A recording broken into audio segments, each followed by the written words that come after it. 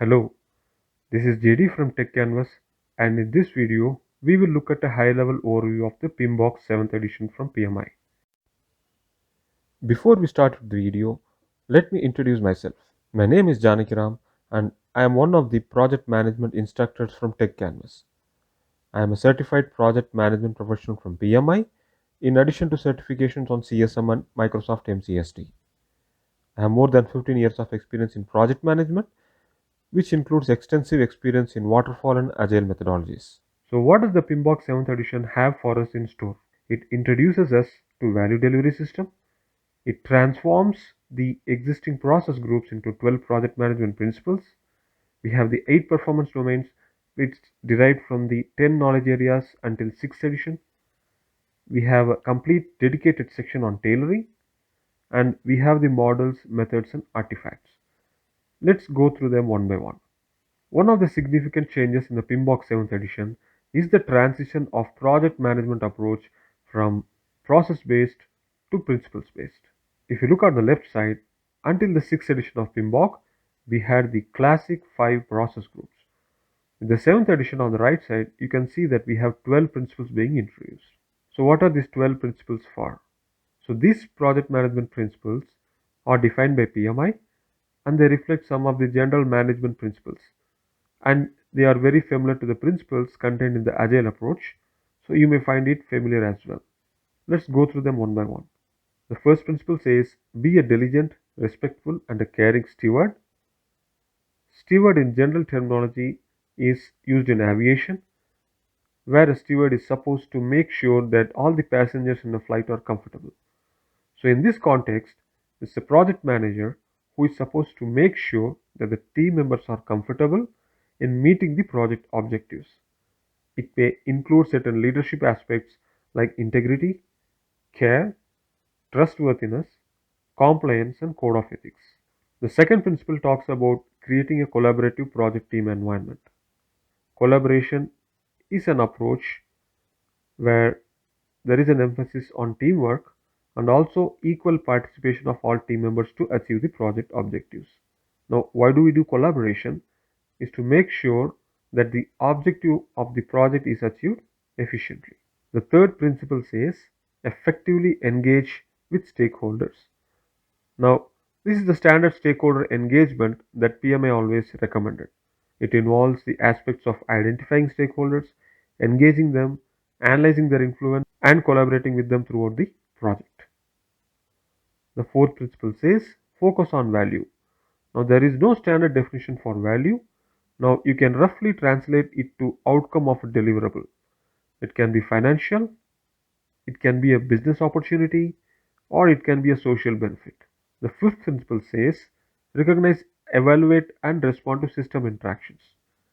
Now, project teams must realize the holistic view of the project as a system. A project may behave like a subsystem as a part of a larger system as well. Now, how would you achieve that? Make sure your team understands the business areas. Make sure you always focus on the big picture as a team. And more importantly, you may need to seek external review of your project components as well. Now, principle number 6 states that demonstrate leadership behaviors. Now, why do we need effective leadership? We need such a leadership to ensure positive outcome of the project. Now, keep in mind that leadership is not limited to only project manager. So, what are typical leadership qualities? A good leader will be able to adapt to situation. He will exhibit integrity. He will take directive decision and action during chaos. And more importantly, he always has the focus on the project vision. The seventh principle says tailor based on context. Now, tailoring is selecting the relevant process, policy, or standard based on the context of the project. It may include tailoring of methodology or standards or procedures. We have a separate section in the PIMBOK 7th edition on how to handle tailoring. The eighth principle says build quality into process and deliverables. Quality is a very broad term. We can simply put it as meeting the intended purpose of the project, or it can also include fit for use verification. Some aspects of quality can also include conformity, reliability, performance, and resilience. The ninth principle says navigate complexity. Again, there is no standard definition for complexity, but it can be a combination of certain factors like the number of subcomponents or subsystems in the project, the number of dependencies that the project has within and outside, or it can also be the amount of ambiguity in the project in terms of requirement or design or any other factor. And more importantly, the amount of uncertainty and risk can also dictate the complexity of a project. The 10th principle says optimize risk responses. Now, this is not much different from the way we know how PMBOK 6th edition handled risks. It involves attributes like probability and impact. It also has certain thresholds and risk appetite involved as well. The 11th principle says embrace adaptability and resilience. We all know what adaptability is. Now, resilience is the ability to recover from failure. How can you implement resilience in your project? One way is to implement short feedback loops through iterations. Another way is to implement continuous improvement on frequent basis. And more importantly, you can have regular inspection of what you deliver. And you can also hire a diverse team with broader skill sets to avoid any single point of failures based on the dependency on a single resource. The final principle says enable change to achieve the envisioned future state.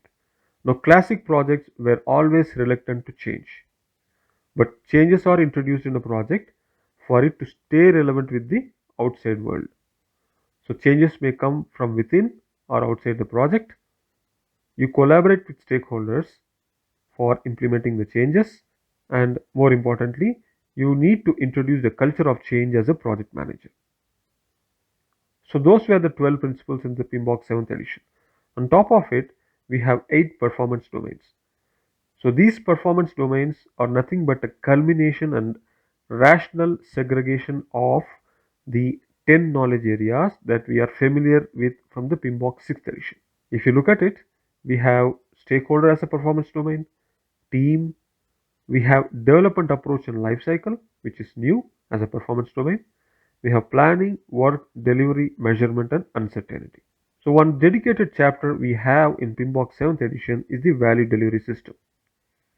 Now, value delivery system guides how organizations can create value and how governance supports a system for value delivery.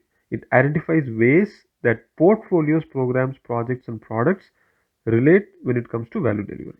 If you take a typical scenario, it is the senior leadership that provides strategy to portfolios and the organization in general.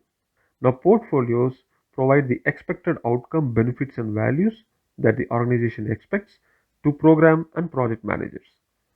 Program and project managers translate this and execute the project, and they provide the deliverables with support information so that operations can maintain the deliverables. Operations in turn provide runtime information to programs and projects requesting for further version upgrades. What do programs and projects deliver to portfolio? They frequently give reporting on the progress of the project. Now, portfolios further aggregate this information and provide portfolio level information to senior leadership. The overall intention is to make sure that outcomes, benefits, and value performance analysis are considered as part of value delivery system. Now remember, until PMBOK 6th edition, value delivery was something that was focused on projects alone. Now with PMBOK 7th edition, the value delivery system includes portfolio and program management that bring value, increasing efforts to a broader perspective than only the project axis. Now we have a dedicated section for tailoring in PMBOK 7th edition. Until PMBOK 6th edition, this was very diluted. So what is tailoring? Tailoring is a deliberate adaptation of your whole project management approach. And this is done given the context. Now what can you tailor? You can tailor the development approach. You can tailor the processes involved. You can tailor the engagement level, and you can tailor the tools used in the project, and more importantly, you can tailor the methods and artifacts. Now, until PMBOK 6th edition, we are very familiar with input, tools, techniques, and outputs, shortly known as ITTOs. To rationalize this, PMI has transformed it into models, methods, and artifacts. And these models, methods, and artifacts or mapped to project performance domains, which we discussed earlier. So, as per PMI, models are a thinking strategy to explain a process, framework, or phenomenon, and a method typically takes this as an input, okay, and is used for achieving the actual outcome, output, result, or project deliverable. Artifact is the actual deliverable. Right? It can be a template, document, or as I mentioned, the actual project deliverable. So here was the overview of PMBOK 7th edition. So what do we do at Tech Canvas? We are an authorized training partner for PMP exam. So we provide you the 35 hours PMP training that you need for the exam. We also have a question bank with 2000 plus questions.